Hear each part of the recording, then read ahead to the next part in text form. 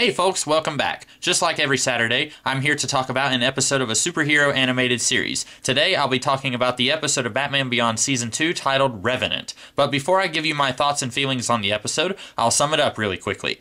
Rumors are floating around that there's a ghost active in the halls of Terry's high school. A few of the female students, including Blade, Chelsea, and Dana, are interested enough to hold a seance to try and communicate with the ghost. After some snooping, Terry figures out that it isn't a ghost, but the telekinetic powers of Willie Watt, last seen in the Season 1 episode Golem. When Terry helps uncover Willie's activities, Willie escapes juvenile detention and goes to seek revenge against Nelson Nash, who bullied him before. Batman is able to defeat Willie. Cue credits. One thing I don't like about what I call X-Fillion endings of TV series is that the ending itself sets up the possibility of that particular story coming back in a later episode in a new and different way, and 90% of the time the ending is subsequently ignored throughout the rest of the series. For example, in Buffy the Vampire Slayer, the episode Teacher's Pet, which shows that the praying mantis woman laid eggs in the school, which we never see or hear of again. Or, for an example from the X-Files, which did this sort of thing quite a bit, the episode Eve, which hints that one of the older Eve clones has made contact with two of the younger Eve clones, leading us to believe that they will work together, even though we never see this happen.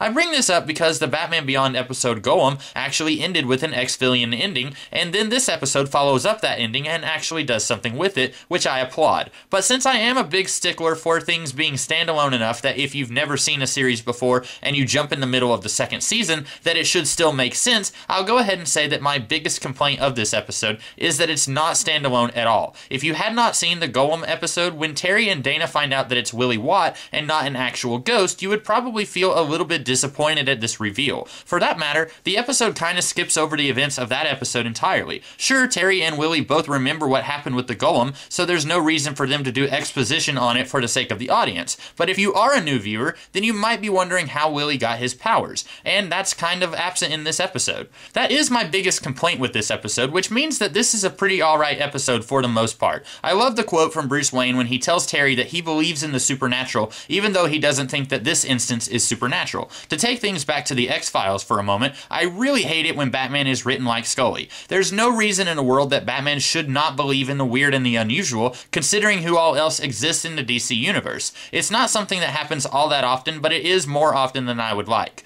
I also like that Terry is suspicious and does some investigating himself. It isn't a situation where he's whining about wanting to spend more time with his girlfriend or family and acting like being Batman is such a burden. He's taking the initiative, and it's actually Bruce who is cautioning him on spending too much time on this case. I do not like Dana in this episode, which should not be a surprise since Dana is one of the worst fictional characters ever. While usually I just find her attitude and very presence despicable, here I am just kind of confused. Are she and Terry on a break or something? She is involved in a seance to contact a ghost who she and the other girls of Hamilton Hill find attractive when they see his old picture. Now, I'm not trying to be too judgmental. Just because she's on a diet doesn't mean that she can't look at the menu, am I right? But seriously, she is dating Terry, correct? And it'd be one thing if she was like Max and was just admiring this dude for his hunky good looks. But then she's part of the seance, which to me is the actions of a single girl trying to work the field. It is perfectly in character for Chelsea to do this, and from what little we know of Blade, I can buy that she would be in on this too. But Dana, it just seems weird.